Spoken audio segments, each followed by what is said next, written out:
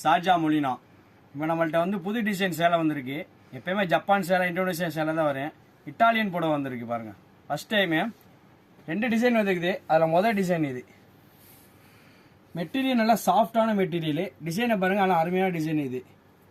துணியும் அதுக்கு வந்து சாஃப்டாக இருக்கு. நீங்கள் நேரில் வந்து பார்த்தா தெரியும். டிசைன் நல்ல டிசைனு, நல்ல துணி. அதில் முதல் கலர் இது. இப்போ நம்ம ரெண்டாவது கலர் பார்ப்போம்.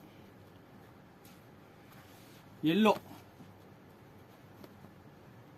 பாருங்க, அருமையா இருக்கு. அழகான கலர். எல்லாமே சூப்பரான கலரு. ரெட்டு,